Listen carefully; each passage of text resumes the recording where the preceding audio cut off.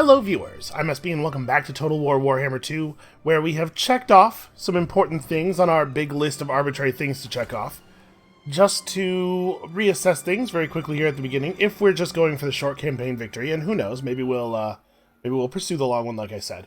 We're only actually missing 3 of the provinces that we need to control.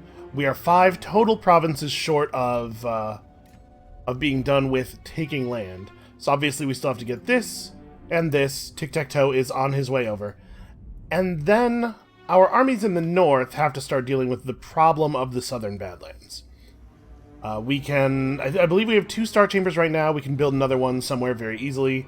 Clan Moors still has to fall, which is going to require a push much further north than I was expecting. And we must control any 8 of the following very important world capital cities. We have 4 already. So it's worth noting the ones that are nearby. Obviously we have Maragliano here.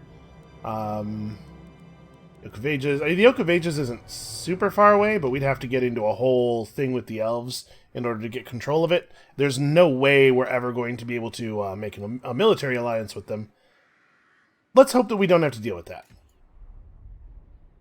Karak 8 Peaks, and Black Crag are all relatively close together, and potentially could be controlled by the dwarves if we can help them out in the war against the orcs a little bit. And I don't think it's impossible that we might end up military allies with the dwarves. That could be a way that we get control of a lot of that stuff. Unfortunately, all these other ones are on the other continent, right? Yeah, all this stuff. I mean, Lothern is sort of in the middle of the sea. The Awakening, or not the Awakening, the Galleon's Graveyard, here we go. The Galleon's Graveyard is also just sort of out in the middle of the sea. We probably could take this over if it came right down to it. And then there's some stuff that's a little bit further north of us. Couronne and Altdorf are right there. Castle Drakenhof is just north of that mountain range that is to the north of us. So we have some options. We have a number of options available. Let's work toward the southern Badlands and all that stuff first. And of course, this nonsense.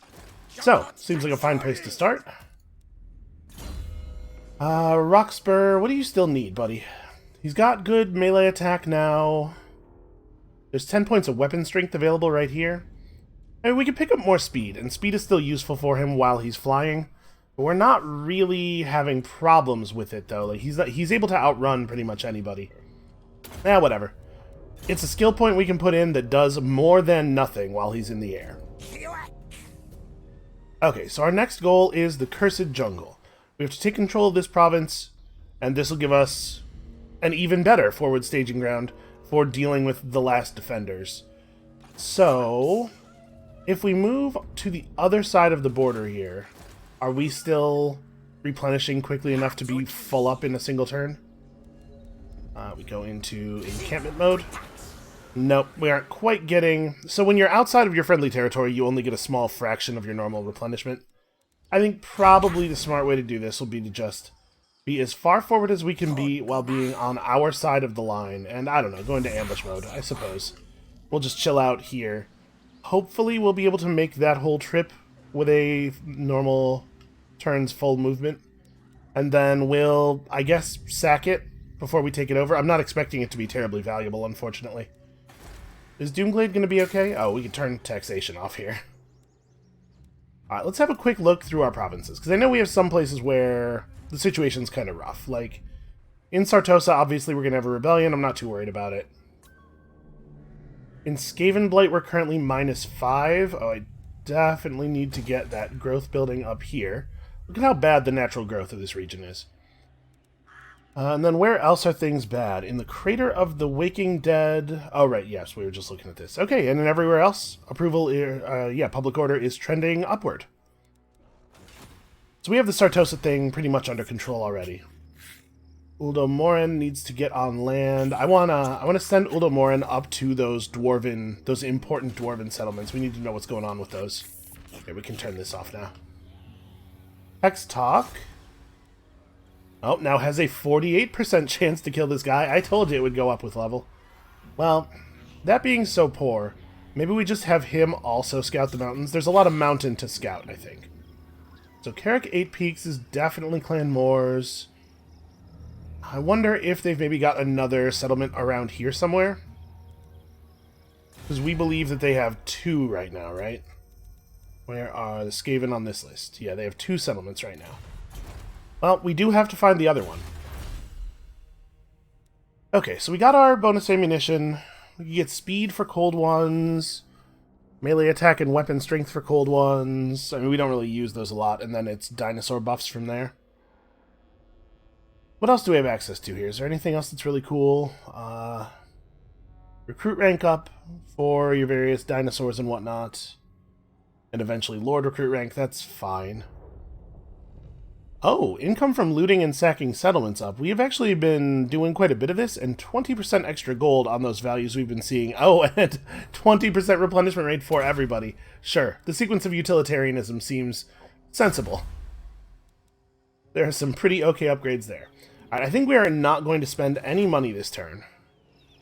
We are not in a position to spend money, because we're going to have to do some very expensive stuff on this coming turn, right? Alhaik is going to cap out, and in fact, we can destroy this and still hit the population cap next turn. Yes, Alhaik is going to need to get upgraded to a temple nexus, and in the Great Desert, we're going to have to build a whole bunch of stuff. So we probably actually don't even have enough money as it stands. All right, you guys are chilling because you're still recruiting for a turn. Same thing is true here. Okay, let's just pass on. So we are still at war with Clan Moors, and it is at least theoretically possible that they could march south, but I think really that's our only threat at the moment. I doubt they'd come after us, because I think they have other things on their mind right now. They're still at war with the dwarves, and the dwarves are between them and us, somehow. Oh, they've negotiated a military alliance with the Top-Knots. That's interesting. So that means that any force that declares war on either of them, or that either of them declare war on, will be at war with the other one immediately. It also means, probably, that we're going to start to see a negative diplomatic modifier from the Top-Knots because of the fact that we're at war with Clan Moors. This whole uneasy truce with the orcs is going to break down, and it's going to break down pretty soon. So we need to finish what we're doing over here and get our forces back over on land. On the mainland. I'm not terribly afraid of fighting the orcs, though. I think we have a good thing against the orcs. They don't have a lot of good ranged units, although they do have reasonably powerful catapults, which we have to be careful of.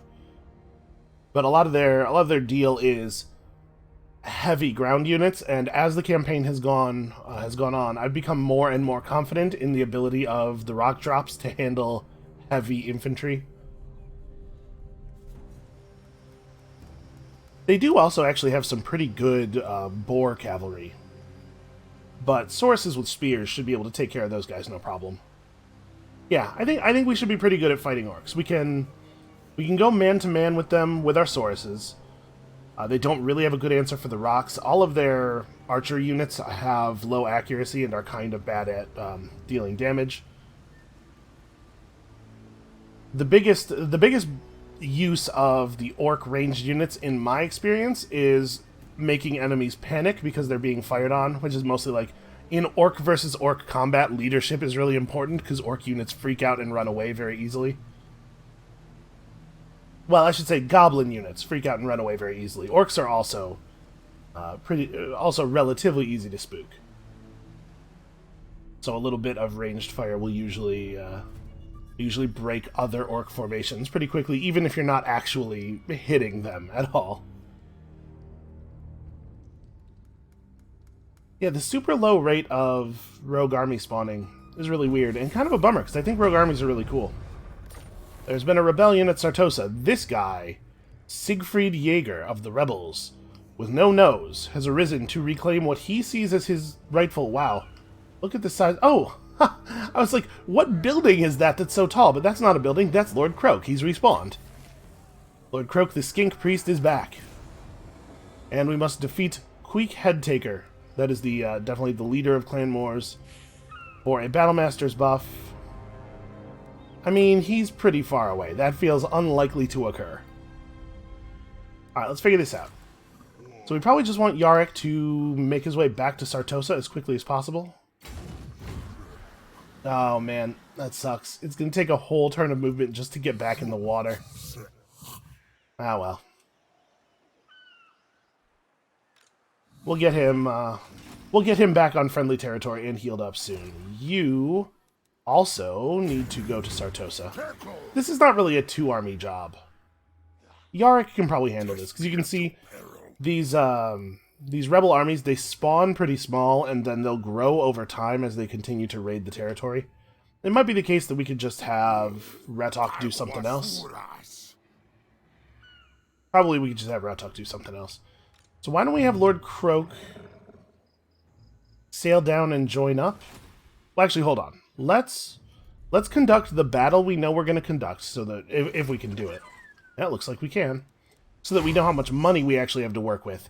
And then we'll figure out what to do with those other armies. Because it might be the case that Ratok ends up just sitting still and continuing to recruit, right? Alright. There's no way this is actually empty. The Skaven's agents outside the settlement give it away pretty easily. Okay, so I would love to know whether or not to declare war. Could I please have a look? Okay, what do we have? No army, fairly large garrison, fairly familiar garrison. I mean, of course, they've got the... Oh no, there totally is an army. It's right here. It's full of storm vermin and assassins. Entirely melee troops. I think we probably have this under control. Yeah, go ahead and declare war. We got him. Alright, let's call it a lightning strike. So, just a couple units of slingers. We've seen this battle before, but we have to fight it manually. Because I need this force semi-intact for putting pressure on the last defenders. My guess is what we're going to have to do with the last defenders, probably, is kill all of their armies and knock them down to one settlement. And then the writing will be on the wall clear enough for even the AI to read. That's the hope, anyway. If we can't convince them to confederate, that would be a real shame. Obviously, by the time we can get them to confederate, we could just take them over through military force. So I'm not too worried about their territory or anything. We'll get that either way. But if we can get them to confederate, we get to gain their legendary lord. We get to use him for stuff. I don't really know anything about him as a character, what his special stuff is, like his legendary items. But as I believe I've expressed, I think we could really use some good heavy infantry type lords. Alright, let's just do the thing that we do when we get this map. Wow, that was a hell of a gamble. Did we gamble from 5 up to 22? Now, the bad news is we don't have... Oh, sorry, right. You don't have Vanguard deployment. We don't quite have as many rocks with this army as we did with the last one, but of course the good news is that we have a good spellcaster with Arcane Conduit, so we can very easily just infinitely, well, not infinitely, but pretty close to infinitely spam Amber Spears down at people. Okay, all of you guys just march up. Salamanders are gonna try to take up a slightly more effective position, but we're gonna try to be careful with them. Let's watch out for the catapults and stuff. So this time, we're gonna send 2 units straight at the catapults, ignoring everything else. Should it be the Blessed Pterodon Riders? I definitely want it to be people with fire. I want the fire explosions on the normal melee, so we could probably have it be normal Pterodon Riders. And then the rest of you guys just get over here and we'll figure it out. You two also just get over here and we'll figure it out. Have you on standby. Okay.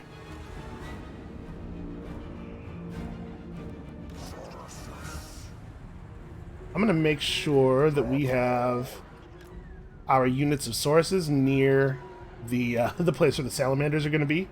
That we are ready to... I guess the Ripperdactyls will also be useful for dropping on those summoned units of clan rats.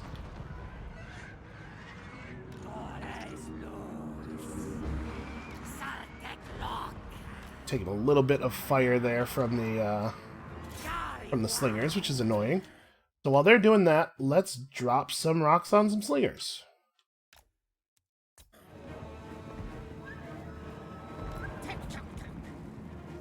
Oh, please, please run through each other right at the moment of the bombing. They totally did. That was beautiful. Alright, so I have one of you guys.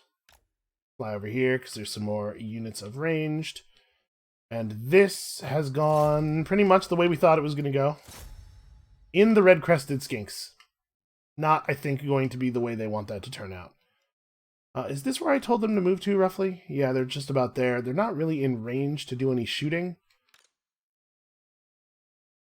You maybe have them draw up a little closer.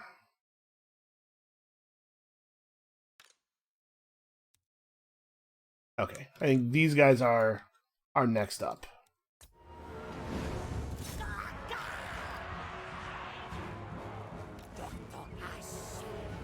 Try to get rid of these dudes as quickly as possible.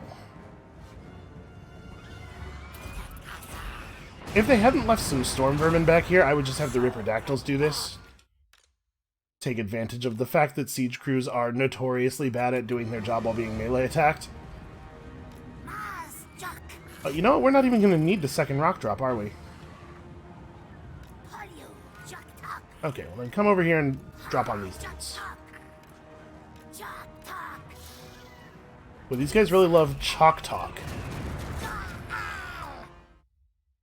I assume it's similar to Yubnub.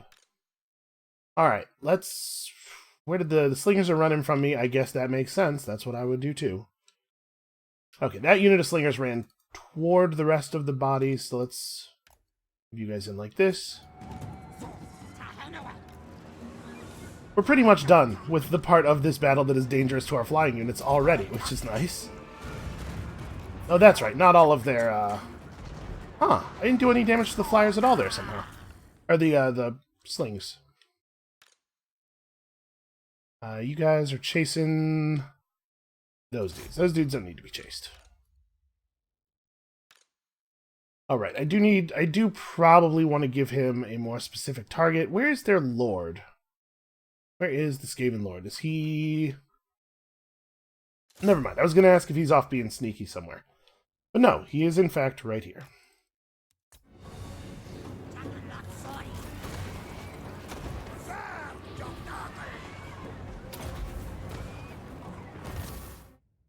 Pretty much just harassment rocks here. I mean, I do kind of want to focus on slingers with the remaining rocks. We don't have a ton of real rock units left.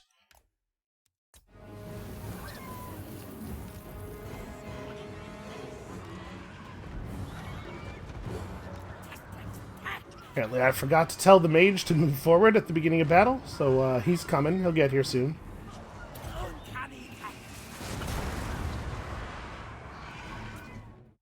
Yeah, we're having a remarkably hard time dealing damage to these sling units. All right, let's grab all of our birds. Everybody, come back over here. Hold on, we're taking too much damage. People are too spread out. Right, they have moved some of the slings up into salamander range, which I do really appreciate.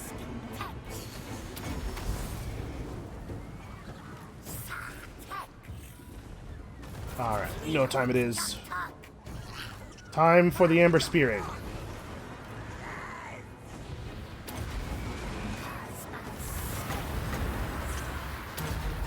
I want to make sure we try to get a nice angle from above here. Oh, it didn't knock him over. I was gonna lightning blast him while he was trying to get up.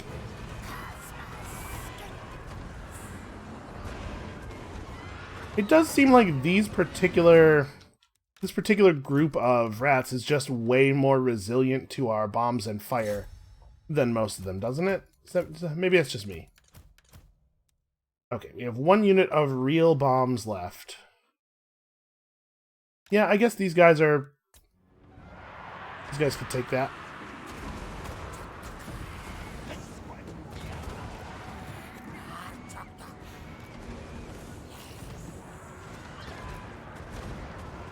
Okay, you guys gotta close ranks a little bit here. Very spread out. There we go. That's better. Alright, we just gotta focus up a little bit is all.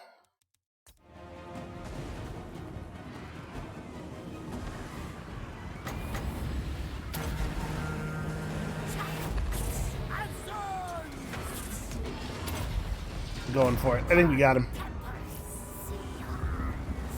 Oh, he got back up. Okay, well, he is panicked at least. That's something.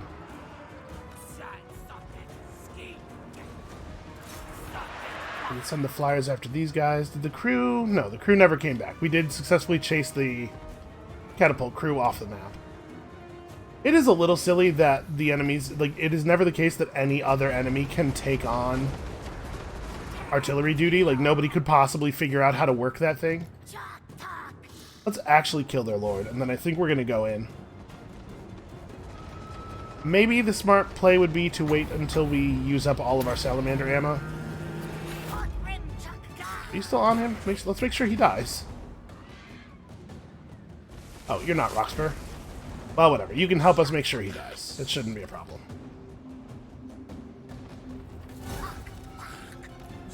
Oops, sorry. No, don't melee attack him. Okay. Let's get our characters back over here.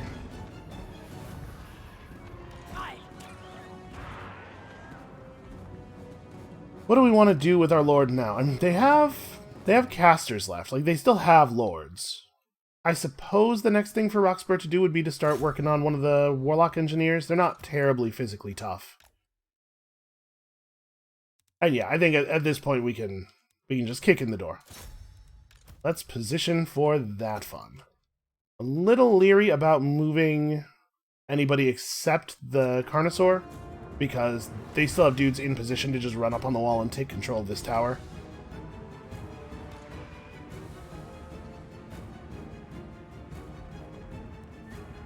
Yeah, if we manage to remove this wizard, I think that would be a pretty big win for us.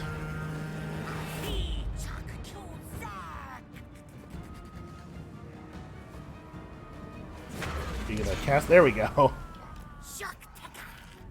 And these are storm vermin, right? No, these are just clan rats. Yeah, we have a couple of rocks left on the actual characters, so we should probably make sure we drop. I think the clan rats would be a fine place to dispose of those. They're just running all the way over to the wall here. What is this? What is their plan? Maybe they can hear the Carnosaur on the other side of the gate if they realize what trouble they're in. They're trying to appear non-threatening to him.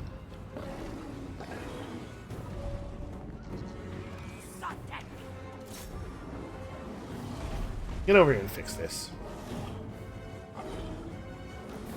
So you can see our caster here has taken some overcast damage. Some miscast damage, rather. Yeah, fortunately, it's not very hard to kill wizards. We're starting to run out of ranged ammo. Let's have this guy separate. Don't need to keep working on them. I guess at this point, like, I'm not too worried about the clan rats at all. Even the clan rats with the spears are not really a concern. So yeah, I guess go back to work on those night runners. With them being so close to the edge of the map, if we cause them to run away for even a minute, they'll sprint clean out of the world. Maybe you should focus more on the healthy gutter runners, actually. I'm gonna have these guys back out as well. They're too injured. Too injured for fight. Alright, gates open. The time for charging in recklessly is now. What on earth are you shooting at? Oh, they're trying to shoot over the wall at these clan rats, I see. So we have a bunch of storm vermin over here. There are no storm vermin with halberds. There are clan rats with spears, but yeah, I think we can have the Carnosaur just run in. I don't think he's in any real danger. Try to get the cold ones inside. Obviously, all of you guys need to get in here. I think that's it. I don't know. Do we want to move the salamanders just yet? I kind of like what they're doing right now is all. Yeah, I guess let's try to move them over to here. They can fire at the guys who are currently up on the wall. They can fire over at people who go to engage the Carnosaur. He'll survive. He'll be fine.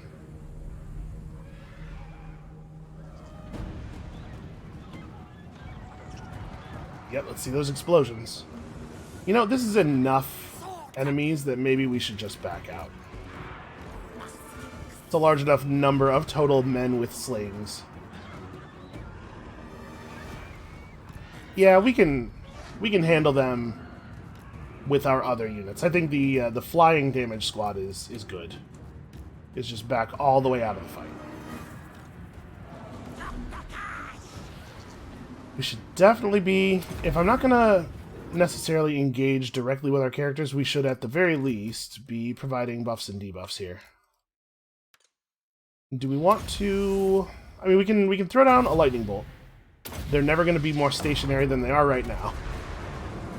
And maybe also some overcast Flock of Doom. A bunch of these enemies are not particularly tough. It's not all Storm Vermin with swords and shields. I'm trying to get... Yeah, there we go. Make sure it affects that unit as well.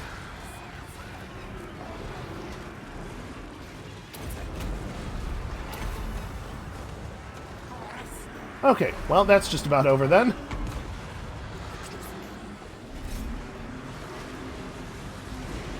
I do believe the battle has turned pretty bad for these rats. But that was a weak-ass charge. None of them jumped at the enemies or anything. So this poor guy's life is hell. Alright, you two. Alright. You don't have to fire at that hero this much. We are not afraid of him.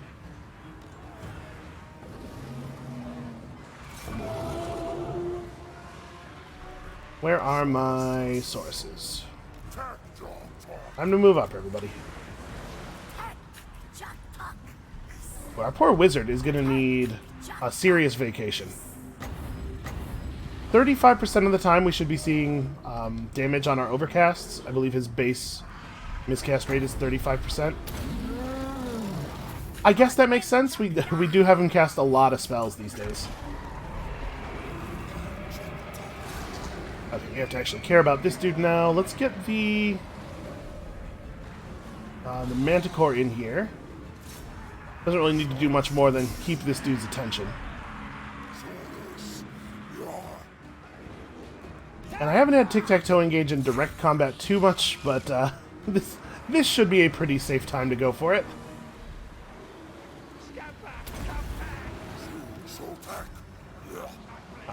Doesn't really help us to let them just sit back. Let's get our Velocodon riders. Did we... Yeah, we totally broke everybody over here. I'm not sure exactly what we're going to do with these Cold One riders. I mean, it looks like they're just going to mash all of their dudes into the Star Chamber Guardians, and they're not going to be able to kill the Star Chamber Guardians. So probably this means we can just hit them in the back. It does seem like a good time for a big Flock of Doom, though, doesn't it?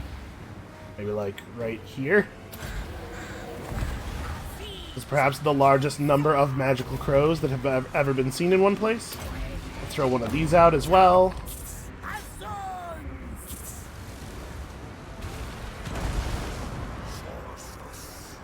Okay. That was pretty effective. They're all broken now. Where's the Carnosaur? What's he doing? He's just chasing people around. Go eat this assassin. See, he knows how to leap into a bunch of enemies in a terrifying fashion. Okay, some of them are only temporarily broken. I can't imagine that this assassin is having a very good time fighting the Tyrannosaurus by himself. Nope, he seems to be employing the only strategy that I think might be effective at all. Oh. Alright, you're doing fine work, but come back. Let's have you be part of the army again. Here, like those guys. Those guys could use some attention. Alright. We're not quite done breaking these dudes. But we could certainly have the Colossadon Riders get in here. The Colossadon Hunters. Roxburgh has run out of ammunition. Okay, never mind. Battle's over. That's probably this faction's only settlement, right? It might well have been their only army as well.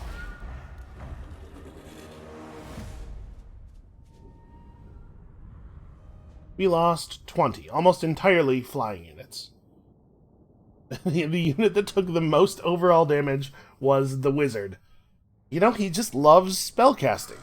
He loves it so much that he doesn't care if it slowly crisps him from the inside out.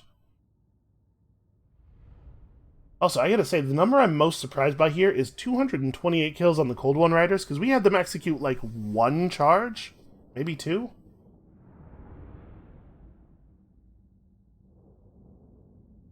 Also, I don't know how the 2 units of Red-Crested Skinks ended up with such different numbers, considering that I kept them right next to each other for the entire battle. I guess these are probably the guys who got the most kills on the unit of Clan Rats that got summoned outside of the wall. So when we moused over this region as we were planning our route down here, we noticed that it did not have very much Skaven corruption, and that's why we didn't see like 10 charges of that summon a free unit of Clan Rat's ability, because the amount of times you can do that each turn, or in a battle, is based on the Skaven corruption of the area. Alright, so we sack it because we need to finish Messenger of the Gods. Now we get to see exactly what a Bastiladon with a solar engine on its back can actually do. Unfortunately, after doing so, we back off far enough that we can't finish the place off right now, so they're going to regenerate a little bit of garrison, but we will trivially crush them on the next turn. Okay, what do we want to do with Tiktaq'to now? Now that we know we no longer need Foe Seeker, I guess we didn't actually finish Gifts of the Jungle. At some point, it's overkill, though, right? At some point, we have too much replenishment rate. And if we're working toward a thing that's going to give all of our armies an additional 20% on top of what they currently have... Yeah, you know what? Even though we don't really need Foe Seeker, I think I'm going to go ahead and grab Thick Skinned, because he could really use 15 points of armor. We're not really building to anything anymore. We just want that. We just want the armor really badly. Oh, he's leveled up into Arcane Vassal. Yeah, hell yeah, more free spells. He is definitely the best caster in the faction. Lord Croak is... Listen, Lord Croak's very good at the thing he does. Kind of a one-trick pony, though. Our other wizard, whose name I never can remember, has at least 2 different tricks. Oh, Black Iron Mine. I wonder if this is the other Skaven settlement. Yeah, and then here we see the actual Greenskin faction. Okay. So Lord Croak... Yeah, now we know how much money we actually have to work with. So we know that we want to upgrade Alhaik immediately. That's obvious. We know that we want to get some stuff built in here. We need this upgrade for a whole variety of reasons. And then, is there anything else that's, like, really urgent? We already have our Geomantic Locus. Yeah, it's just about to complete in the capital. So that's not... It's not totally critical. Once we have the Ziggurat of the Old Ones, are we good on this last tech? We have a Star Chamber, we have a Temple Guard Barracks, we have a Weapon Crafters Commune. Okay, yeah, so we are working toward the last upgrade necessary for that now. So I guess nothing else is totally critical. Which means that we can just do some more recruitment here. Probably what we'll do is we'll have him walk over into Xandri. We'll do some more basic recruitment here. So what else does he need? I would like to have more flying units. We grab another couple turns, or another turn worth of flying units. Or we could grab the salamanders that we know we want in this army. Yeah, let's do that for right now. So he'll just slowly recruit as he continues to move across the across toward the southern Badlands, and we'll send Croak out to meet him, because this is definitely where Croak needs to be. Then here in Skaven Blight, we can remove this building and probably put up a public order building instead. So corruption is falling rapidly. As things stand now, it's still going to be 60% corrupted, so we're going to have problems here for a while. We might end up having to recruit a small army, like 5 or 10 units, that just sits in Skaven Blight forever because there's going to be constant rebellions, but we do have to own it. And then, yeah, this is probably a pretty good... It's 150 gold per turn. It only costs 2,400 to upgrade. That's probably worth our gold.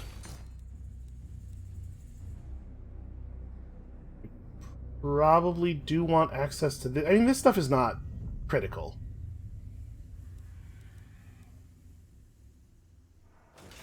Trying to think. We're going to end up owning all of this stuff pretty soon, and the Orcs of Granite Massif are not currently at war with us.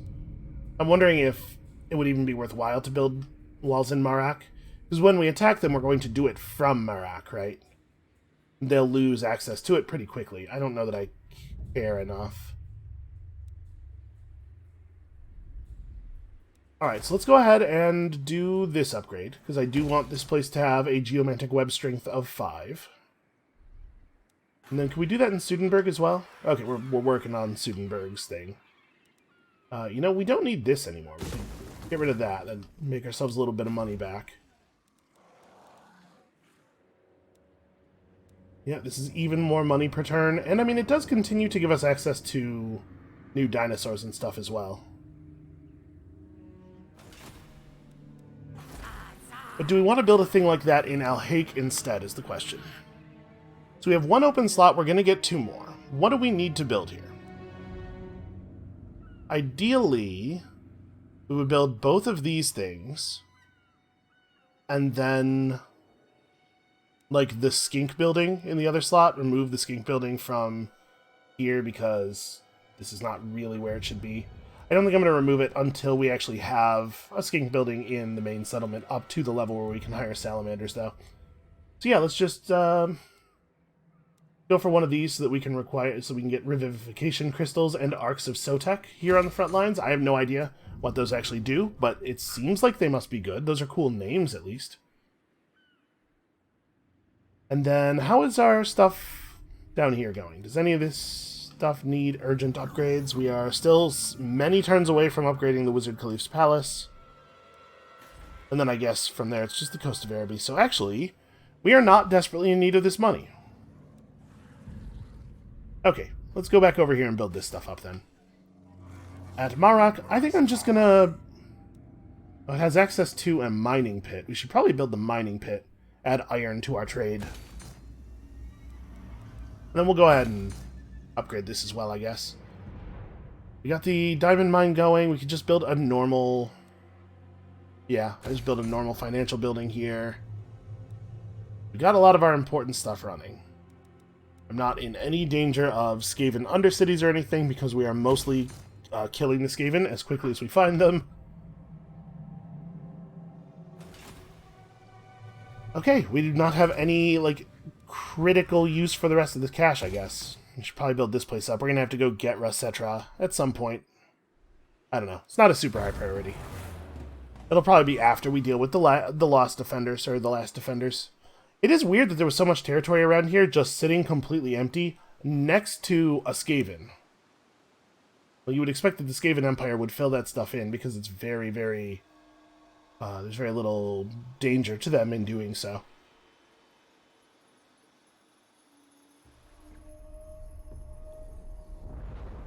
So as our third army gets closer to the top knots, we're going to have him pick up our new sweet blessed dinosaur unit. I think is there still a regiment of renown that we haven't unlocked yet? I think I remember that there was. If there is, it'll end up in his army. Like 3 reasonably powerful armies and then a tiny army that just maintains Skaven Blight. Seems like a pretty okay way to do things. The trick with rebellions is, at some point they will attack the settlement, but most of the time they will spawn outside the settlement away from the settlement's garrison. So while the settlement itself is probably going to be immune to attack from the rebel army, in order to stop the rebel army from building up to a point where that's not true, you will have to send out an army that can by itself defeat like a 10 stack of whatever. So it probably can't be a terribly tiny force. It probably does have to be like half an army.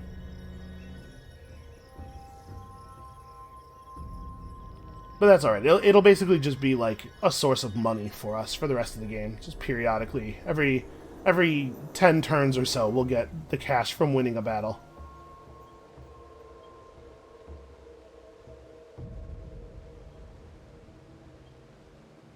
I had to say, this has gone, like, really smoothly. Especially if you watched the last one of these we did, the last Mortal Empires campaign, the Vampire Coast one.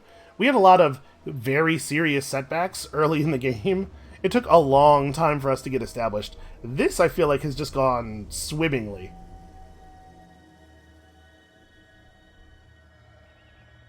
The fact that we're this many episodes into the series and we've only actually lost one battle is a pretty big change of pace.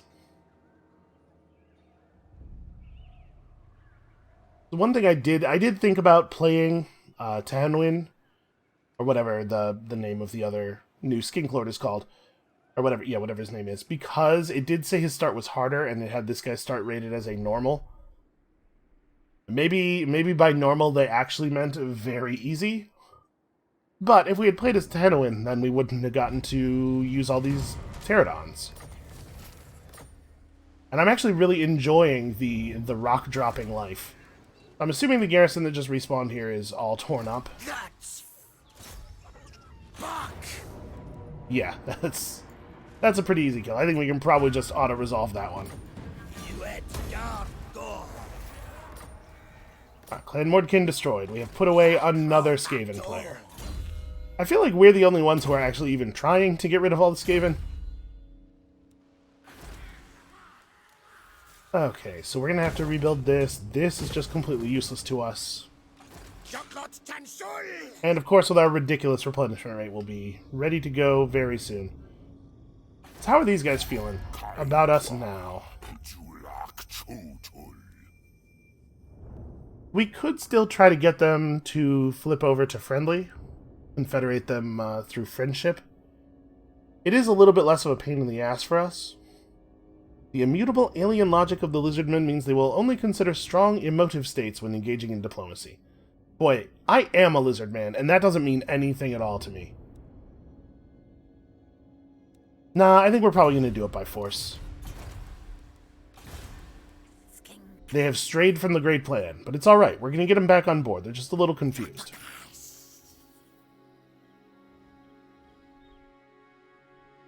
Okay, yeah, the Top Knots own a whole lot of territory.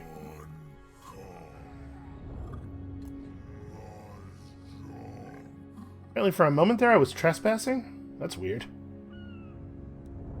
Alright, we should definitely do another quick rundown our diplomatic options too, because we're starting to see some pretty positive faces here. Go check that. Yep, Skaven revealed. They have an actively recruiting army, but a pretty small actual settlement. They are weak. Unfortunately, they're weak and far away from me.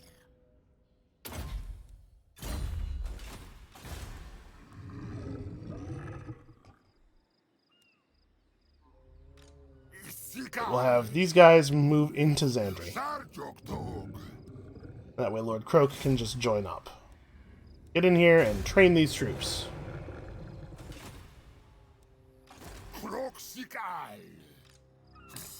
No, we do not have any regiments of renown available. We have a Blessed Bastillodon with a solar engine. It's honestly, its upkeep isn't even that high. It has perfect vigor and the beam of Chotek.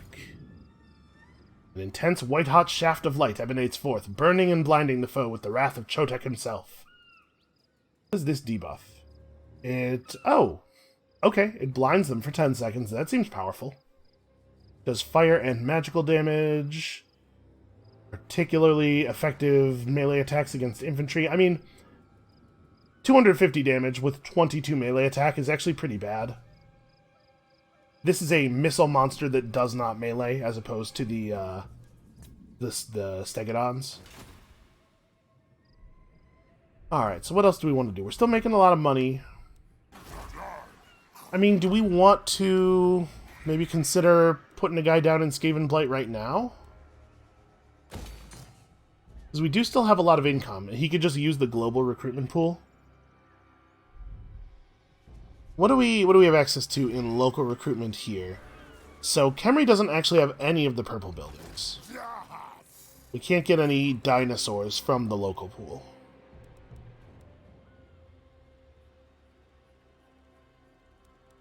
We get a couple units of chameleon skinks to keep applying poison if we want. Could just get more flyers. We could grab, like, a something from the global pool. And, you know, like, stegodons are pretty cool.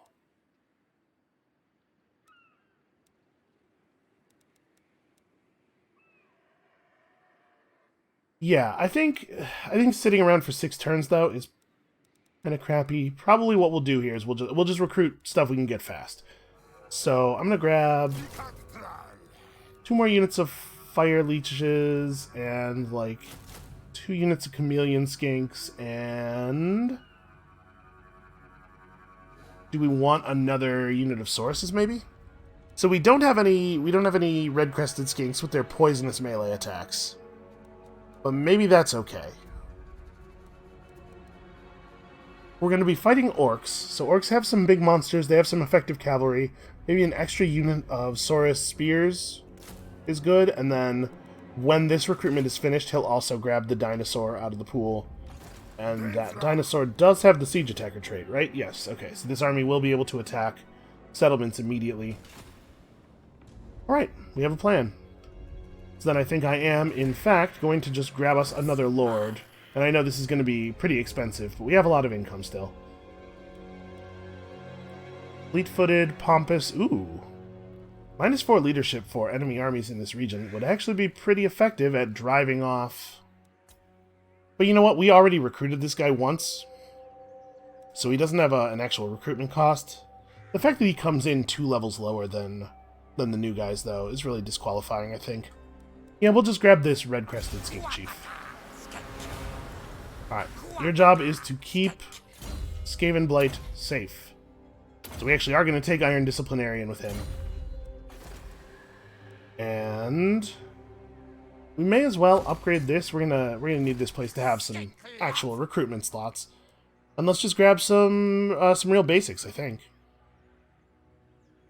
Let's see, we're probably going to see Skaven come up here, so probably we need warriors with shields more than we need warriors with spears. And hold on, can we cancel some recruitment over here?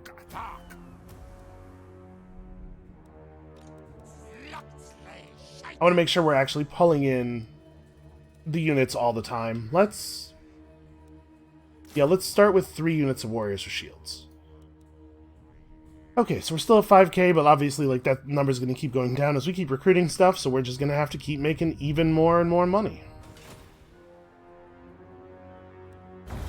Plus, Skaven Blade is far enough north that if we don't have a force sitting there, it'll be relatively easy pickings for basically whoever wants to come along and take it. We'll get his army up to like 10 units of basic stuff, just like Sauruses and Flyers. Okay, they're running an army that is half dinosaur. A tiny half dinosaur army. I mean, I get where they're coming from. Now listen, if we can't take on the Legendary Lord, it wouldn't be the end of the world. We'll probably attack that army next turn.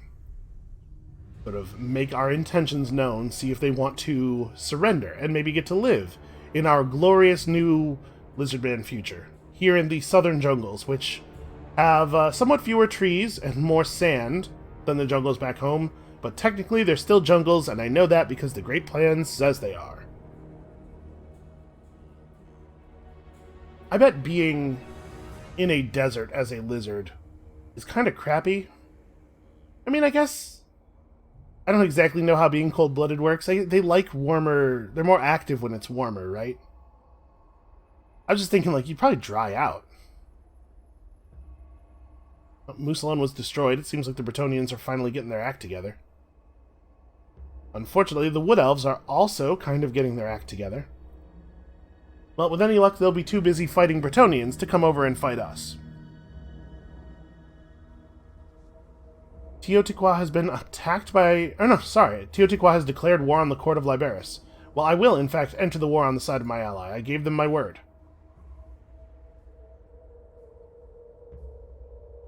That's a little awkward, because I'm between Tiktaq'to and Liberis, so they're going to be attacking our settlements first. And we knew we were going to have to go over there and deal with them eventually.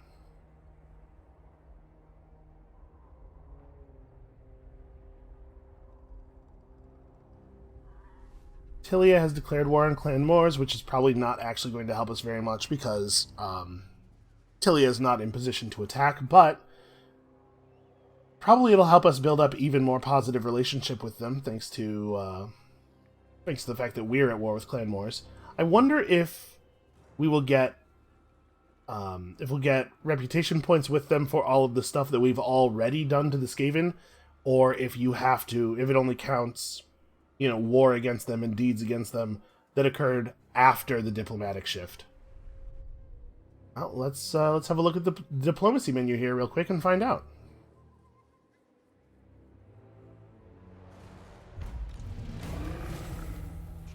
Oh, hey, we finished the thing. So, 16,000 bonus gold on top of the 2,000. A bunch of stuff happened that we've already talked about. Still being raided. Yep, we have a brand new chapter, and we are crazy rich. So you can see we've left Siegfried Jaeger alive long enough to reach a full stack. I am not convinced that we are in any actual danger here. I think we can probably take this army. They do have some Black Knights. They do have some Graveguard who are actually pretty good melee fighters. But I'm not convinced that they're going to get to melee us that much. Right, let's start with you, though. We've been using the lower levels of Deliverance a lot more, so I'm wondering if we should maybe grab the skill ups on those and make them cheaper as well. Maybe let's start with the map-wide damage resistance buff.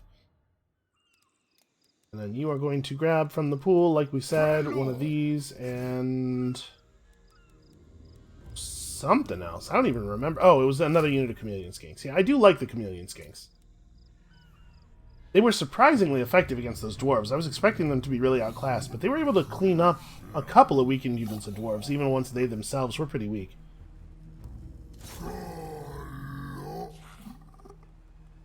So you can see here, allowing a rebellion to build up. Oh, interesting. They have a lot of flying units, actually. We're not super good at dealing with those flying units. Well, you know what? The salamanders can shoot up into the air. So we should have a pretty advantageous position here, but maybe instead of fighting them, what I'm going to do is hang out in the settlement for a turn. Because we wouldn't be able to move very far after fighting them anyway. Hang out in the settlement, actually get to full replenishment, and then we'll go fight them. Alright, so you're doing what you need to do. As we build up more of a military force here, by the way, we'll start getting a military presence, a larger and larger military presence, public order buff, so we can probably keep the place from rebelling at all if we want to. I'm not sure that we do. Because again, fighting the rebellions is definitely worth some money. Alright, Hextalk can, I guess, just keep exploring. We can't go any further this way, unfortunately. If we had access to the underway, this wouldn't be a problem. And down here, I think the time has come to declare. We can catch him off guard and devour a bunch of his dinosaurs right away.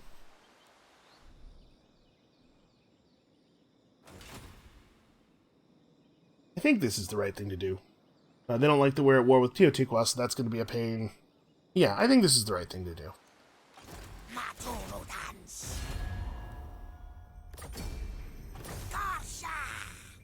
Did he just say, "We will destroy your puny race" to me? I guess maybe he was talking about skinks. Hey, you, stop running. Come here. We can probably just auto-resolve that. That's not a very difficult one.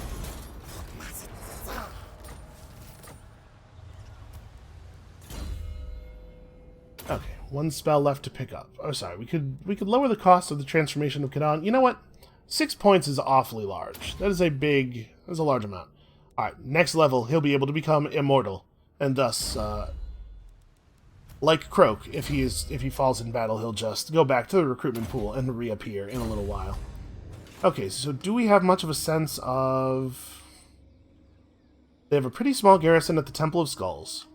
I think that's got to be our next goal, right? Just catch them with their pants down right there. Hopefully they don't have much of an army at the Serpent Coast. How are they showing up on the balance of power bar? Okay, that is the army that we're seeing there is almost certainly their only military force.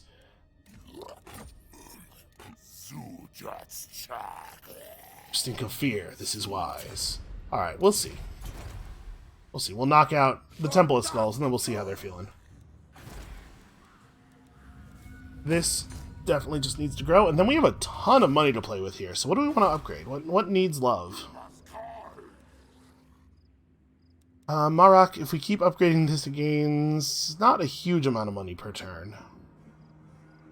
I guess let's go over here. Hold on. The bigger moves are to be made on this side. So we should probably build another star chamber here just because we need more star chambers. And we don't think we're going to be able to build one in Alhaik or anything. Emery will have some slots open next turn, so maybe I don't want to spend a ton of cash right now because I want to actually do some build up in Khemri. Maybe I don't even really... Yeah, I don't even really want to build that then. Okay, let's just hold off. Let's just keep the large amount of cash we have and we'll use it to rebuild Khemri. Don't think there's anything we want to do here right at this moment. Yeah, okay, I think we're good for the turn. We have access to dinosaur right, and I guess we may as well hit this. Like, I don't know why we wouldn't. We'll add another Slan Mage Priest to the pool. We're not necessarily going to actually grab him, but... Alright, where are we at on time? We could do one more of our own turns. Get through that Lizardman settlement there. We haven't actually fought other Lizardmen, so that'll be a little bit different of a battle. I don't know what a Lizardman settlement garrison really looks like, because I haven't really paid attention to the ones we have in our own settlements. Yeah, if we don't end up getting them to confederate, I guess it's not a big deal. If we were to get Krokgar right now, we probably don't want another army running on top of the armies we already have, because I don't think we can afford it. So we would want to swap him into control of one of our existing armies. I guess we could replace the Saurus Oldblood that's recruiting at Xandri right now. Yeah, that's probably what we would do with him. And that guy could be the boss of the 5th army whenever it is that we recruit a 5th army. We might not actually need to do that. The game might end before we have need of that many different forces.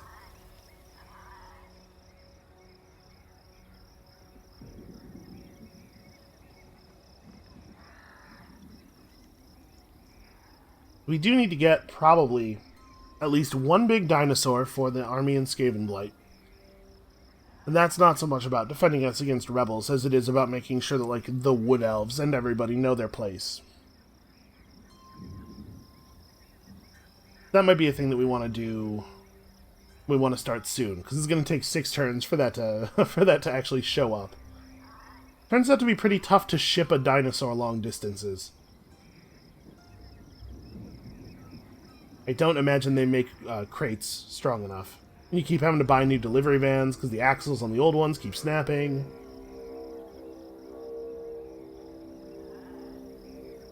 But we're definitely going to have a rebellion occur at Skavenblight before this army is finished recruiting.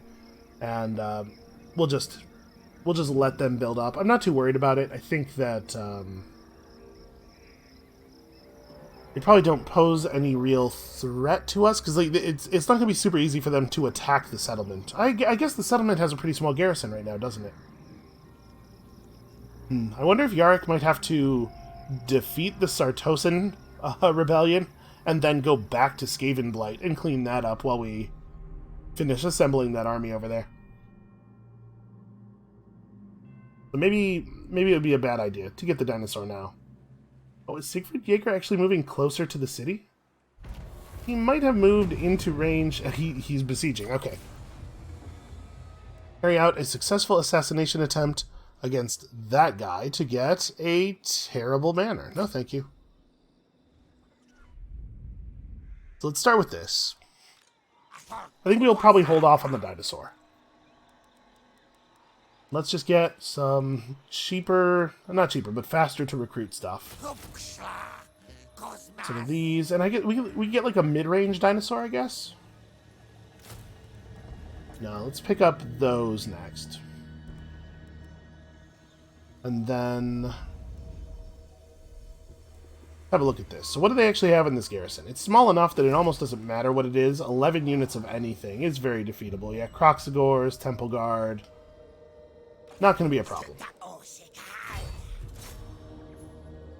They do have another army going. It's just heroes, though. Okay, well, we better fight this manually, despite the fact that it should be pretty straightforward.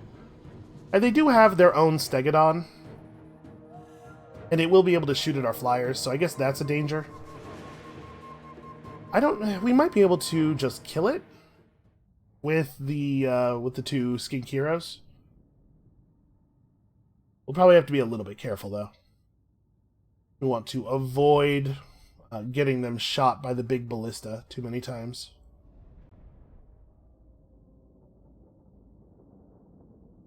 They have some skinks with javelins. These dudes do have a ranged attack, but it's not. They don't have a lot of ammo. Croxagores and Temple Guard are good melee fighters, but we won't be engaging in a whole lot of melee combat until the battle is pretty much decided already. All right, so once again, we've gotten one of these maps that just gives us a great big place to hide from the towers,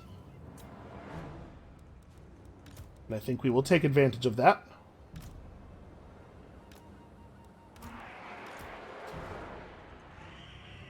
We can start all our flyers over here, too.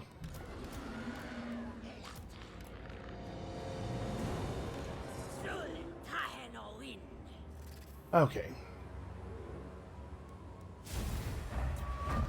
Let's have a look at how they positioned their stuff. They do have two skink priests of their own. They're both beasts, so we do have to watch out. They could summon a manticore on us.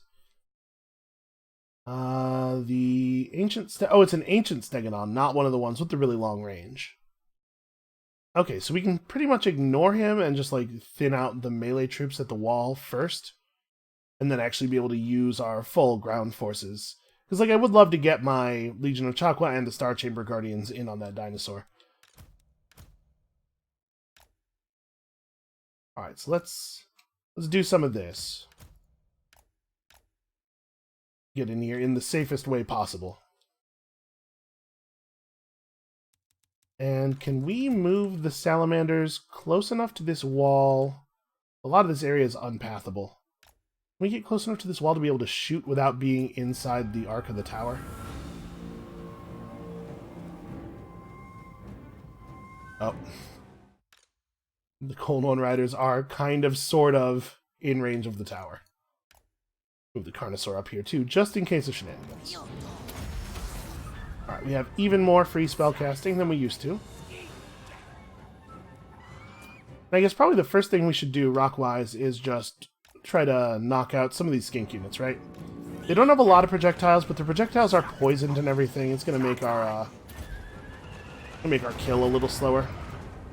They dodged me. Also, somehow, they unselected my unit from me. Oh, you guys are doing a terrible job. Stop spreading out so much.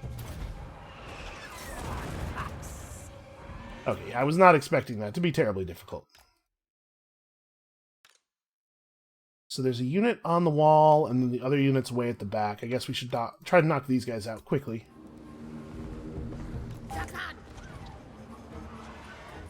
Once again, we're having the problem of my units being spread out in a really awkward way. It's going to make them not hit. Guys, come on. Alright, whatever. Good enough.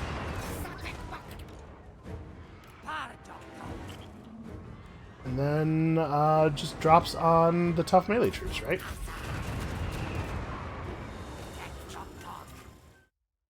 We should have Roxburgh. I think I care more about their Scar Veteran than I do about their casters. Oops, that's the wrong spell. There we go. Amber Spear. Let's work on him first. Those guys are just about broken. Do we want to drop more bombs on javelins? Probably not. Yeah, that's probably not worth doing. Just try to crush as many of their sources as possible, because we're not actually well outfitted for extended melee against these sources. And we gotta prefer the Temple Guards. The Croxagores... Where's a unit of Croxagores? I don't actually know their stats. I just kind of assumed they're not very anti-large. Yeah, okay, they're quite good against infantry. Somewhat less good against large. The Temple Guard, getting rid of the Temple Guard will make our Carnosaur a lot safer to come in here and just kick ass. Which is the thing that we want from him. Who has rocks left? You have your bad rocks left. There's the unit of Temple Guard that are up on the wall is the next priority.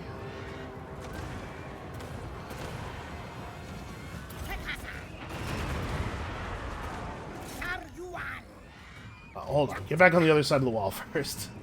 Don't be in front of the tower. Alright, somehow those guys are still fighting. Get over here and kill them from there. I just want to make sure that they're not getting any cover from the foliage. Don't want any of our shots impacting on things that aren't enemy bodies. These are all Temple Guard.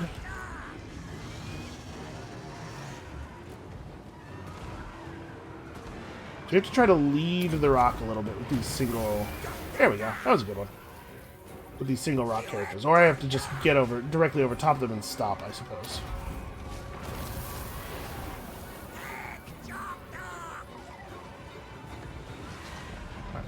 Source Old Blood is going down. You're getting there.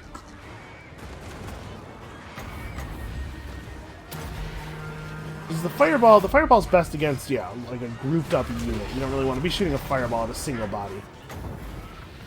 Well, let's try it against what's left of these Temple Guards, see how effective it is.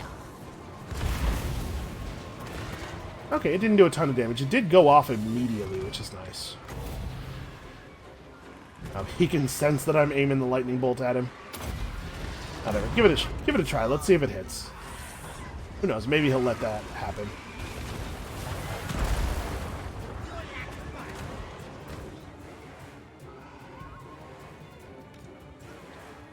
You guys, okay. Chase those javelins off the map. Did I not select you?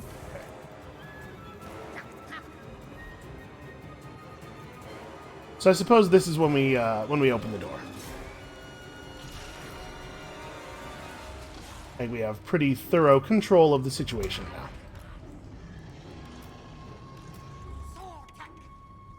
Anybody else? Oh yeah, the cold ones. I don't know. I don't know what to do with you.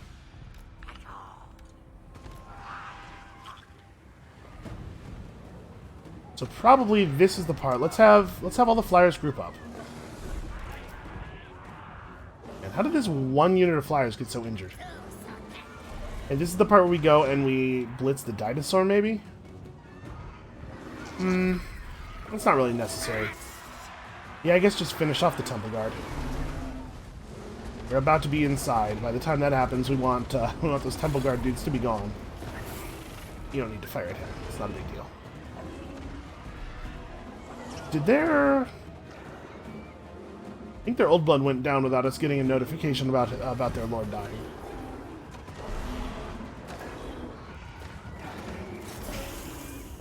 Well, I guess we can start working on their casters now.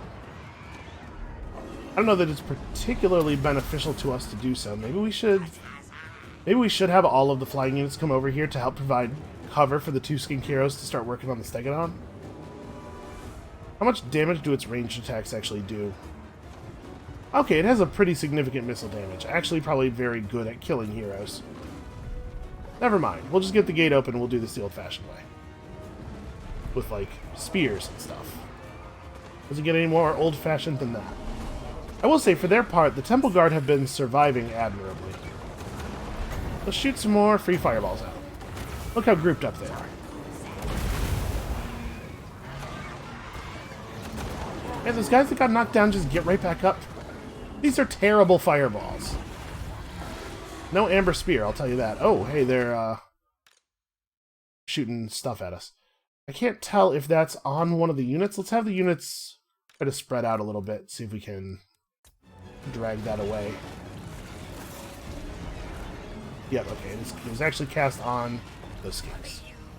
Also, duration's pretty short when you don't overcast it.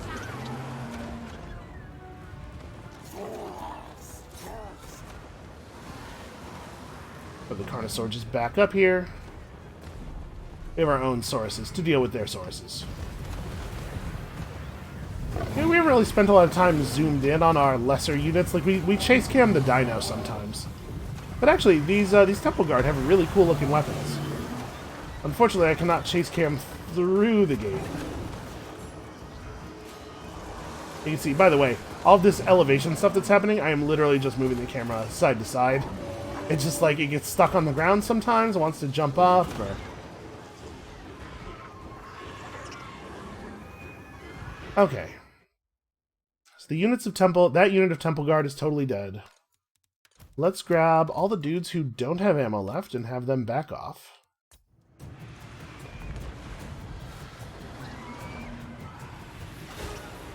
And basically, as soon as we've broken these guys, then we can run forward freely. We will.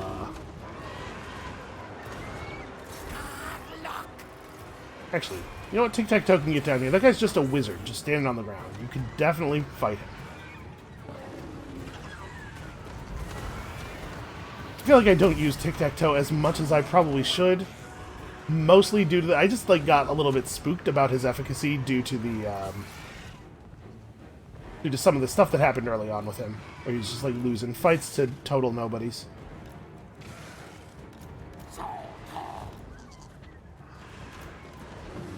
Okay. Time to actually get in there. Where are my Ripperdactyls? Could you guys... Could we please finish this dude off? I gotta say, you have to be a little bit impressed with the bravery of the skink who would choose to run toward all of this.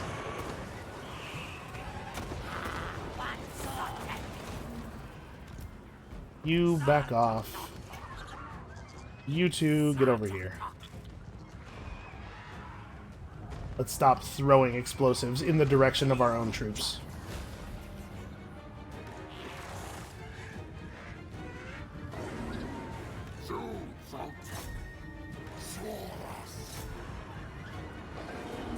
Okay, so these guys are good anti-infantry. We should not expect our sources to last a super long time in combat with the Croxagores. I think I'm going to prefer to hit the Croxagores with the fire explosions. This just gives you missile resistance, right? That's probably not relevant, but you know what? The dudes on the back of the Stegodon are doing something. Probably they're throwing something. Alright, let's definitely get the casters and the heroes over here. Let's make stuff happen. I guess Tiktaq'to's doing something right now.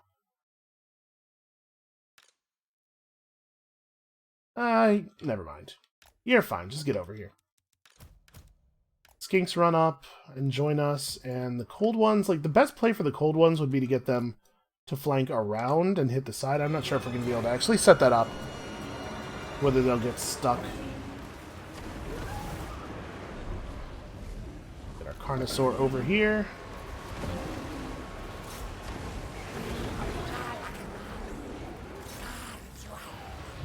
There. Need to bring the debuff in just a little bit. And now the two units of Croxagores are standing right on top of each other. Seems like a fine time for the last of the rock drops. You should probably immediately get to work on that Lord. Gonna throw some fire at these guys, and then we're definitely dropping an Amber Spear on you. Gonna get the Salamanders to back up a little bit. The dinosaur dove way deep. Where are my Ripperdactyls at? We can get rid of those guys real quick, I think.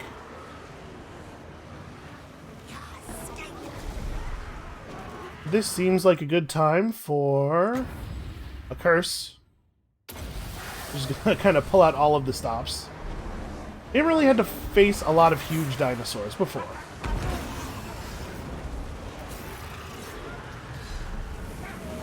I'm going to have the Skinks back up, because they're going to, being as small as they are, they're going to take a lot more damage from the Salamander explosions. Okay, never mind. Their dinosaurs are cowards. My dinosaurs never give up. Even Stegodons, who are hopefully outmatched under our control, die with dignity. I mean, we knew that wasn't going to be a hard battle. There's just too few of them in total. Especially, like, an 11-unit garrison could have put up a fight, but the fact that two of their units were wizards who basically didn't cast, we saw two Storms of Crows. It's definitely not helping things. Also, skink javelin throwers, just not... It's a very low tier unit. I don't think skinks are totally worthless. You know, they can do some things, but javelin throwing is very bad. It is the big bad.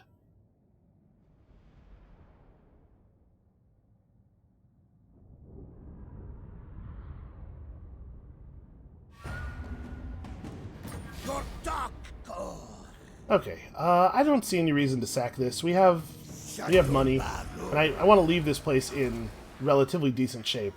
Yeah, look at that. We took over a settlement that's actually very built up and powerful. So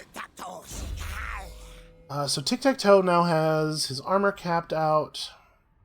Wonder if we want to grab like the other point of Blade Master and then also agility of the lizard. The only thing that's really going to be a threat to him is missiles, right? Well, let's grab Blade Master first. We want that. Figure out what to do with the last point afterward.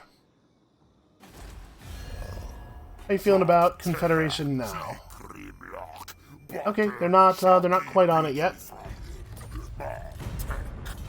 That's alright. I think we can keep putting pressure on. We have some other dials to turn.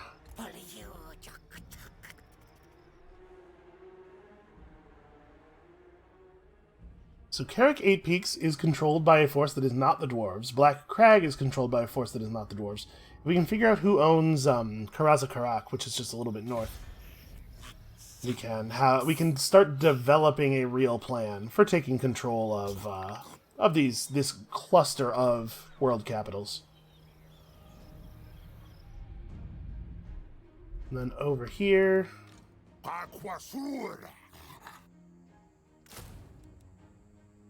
Hey, are we going to start marching? That's really the question. So what is the status of the top knots? I know that a couple of turns ago, they were looking pretty soft. For some reason, they are not considered a greenskin tribe. Shouldn't they be? No, they are a savage orc tribe. That's slightly different, I guess. Okay, they're looking pretty weak. We could probably just go for the backstab now. Let's go ahead and spawn in our fancy new solar engine Bastillodon. Unfortunately, that makes our army not quite able to reach where we were able to reach before, which is weird. That's fine. We'll just get right up here. So we could have waited until next turn. Then I thought when I had him selected, he had enough movement to hit Gorgazon. I guess we'll do it. We'll do it next turn. Okay, and then this. If we attack these guys, they're going to back off because they definitely cannot win against the combined garrison. Oh, no, they're not going to back off. Well, I'm tempted to just take the auto-resolve here. Hold on, we're going to quick save. I'm going to take the auto-resolve if it'll save us time, and if the auto-resolve instead kills a bunch of my units, then we'll just... Okay, we would not have taken that much damage, but that's fine. I was going to say then we'll just reload and fight that manually, but I don't want to spend the time fighting it manually if we don't have to. Yeah, that's not ideal, but totally fine. So let's grab a point of Gifts of the Jungle, which I think we're going to need a little bit of. And then we're on Renowned and Feared next. That extra upkeep reduction is actually going to be pretty relevant. So you probably just want to sit still for a minute. Hey, we're definitely going to have a rebellion over here. Maybe we have them... I'm gonna have them move. As much as I don't really want to do this because I want Yarrick to be contributing to the battle against the orcs, I think we're gonna have to put down a rebellion in Skaven Blight with this army once while we finish setting up Skaven Blight itself, and then we'll be able to leave these guys in control later. So we have 3 turns until we can get the upgrades here. We can get this right now. And then, is there anything else we want to do? We have quite a lot of money. We may as well upgrade these everywhere that we can. We are making a significant portion of our cash from battles. The Black Pyramid is still a couple turns off of getting leveled up. In Khemri, we have opened... That's right, this is what we were saving for. We were saving to upgrade stuff in Khemri. So let's do that. That's important. Now we have actual access to Ancient Stegodons. Let's get one of these going. We're going to need that. And then let's... hold on a moment. Let's cancel these 2 upgrades. Because actually, we probably want to spend that money in Khemri. I totally spaced on the fact that we were also building this up. I think that we just want... What purple building do we want next here? We are 2 turns away from... Oh no, sorry, I'm just looking at the numbers backwards. So we definitely need to hold on to this. Maybe I want to pull out the Kroxigor labor district so that we can jam even more military stuff in here. So I'm thinking... We need a sacrificial altar of Sotek, we need a Shrine of the Old Ones, and like a Beast Layer 2 would be good. We definitely have to have a Beast Layer here, I guess. That's what we do for now. And then also we want to get this upgraded. Okay. Xandria and Khemri are real, actual recruitment places now. Yeah, things are going pretty well overall. I think our plan is reasonably solid. Let's run one more cycle of enemy turns, and then we'll stop for the day. My guess is that the issue with the last defenders is going to be resolved in a turn or 2 here. You know, what we do need to do is, like I said earlier, go down the diplomacy list and see if we can secure any further contracts with people. And remember to actually do it.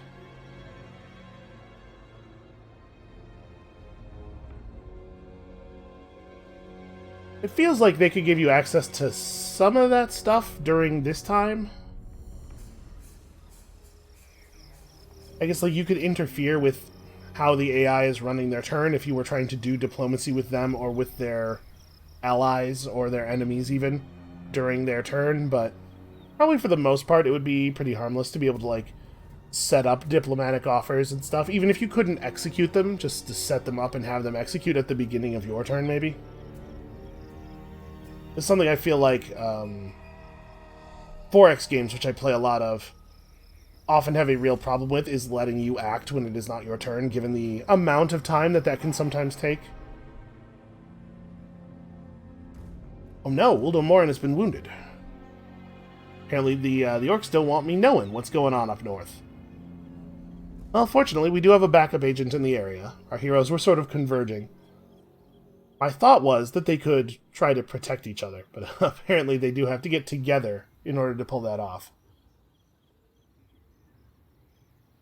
So when a unit of yours gets hit with Assassinate, there's 2 kinds of Assassinate, basically. There's two kinds of things that heroes do to knock other heroes off the map. Almost every hero has access to the Wound action. Wound just drops an enemy hero to the wounded state. One hero per faction, I believe, one hero per faction, has access to the Assassinate ability instead of Wound. Assassinate and Wound are basically the same thing, except that Assassinate has a small chance of critically succeeding and permanently killing the target. It looks like the Goblin Big Bosses are the Orc heroes who have Assassinate. That makes sense. They are the cunningly brutal ones. Sorry, no, they're brutally cunning. It's the Orcs who are cunningly brutal. It wouldn't have been a big deal if our chief had gotten properly assassinated. But we'll have him back in 5 turns. I don't know exactly where he'll reappear. But we'll just send him out again. We don't actually even really need 2 map heroes at this point. So turns out all of our information needs are in basically the same place now. Alright, so we've done some very, very good work this episode, I think. We've gotten a lot of...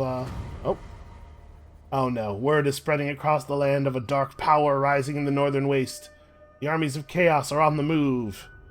Okay, so a bunch of chaos fleets are going to spawn in the ocean now. Well, maybe it's a good thing that we kept Yarick over here, because he's going to be needed. Dire tidings from the north. The tendrils of chaos writhe and reach out from the accursed wastes, tainting the land and sowing dissent. Their corrupt forces wax ever stronger, and now their agents are abroad, spreading the foul corruption of their malign gods. On their heels come bands of marauding warriors led by the most zealous of the Chaos Lords, eager to wreak destruction in the name of the ruinous powers. And all the while, ever more warriors flock to some focal point of the Chaos Wastes, a nexus of power which transcends their petty rivalries and impels them to join with the numberless horde. Doom approaches, and it is only in strength that any hope may be found. Okay, we might have gotten a little bit lucky here, actually. Because if we had declared war on the Top-Knots, we'd be pretty committed. But as it is, we can just have Ratok run back across the coast and deal with these guys. So, 6 fleets of Chaos units have spawned. Some of them will break off and fight the guys over here, but probably some of them will come after us. This is part of the reason that I wanted to have these western coastal settlements developed and walled. That will slow down the press of the Chaos units a little bit. Maybe we'll get really lucky and the dwarves will come and help us. I wouldn't count on it. But we should be able to fight Chaos Warriors, I think. Bad news about Chaos Warriors is they're all very heavily... they tend to be very heavily armored, heavy infantry. So our rocks will be effective against them, but our flying units will not be super good against them after the rock drops. We're going to have to be a little bit more dinosaur reliant, I think. Oh no, what a shame. We'll have an excuse to hire a lot more dinosaurs. So that's going to be it for us for today. Thank you all so much for watching. Come back next time tomorrow to see how we deal with this ill omen. And we'll see you then.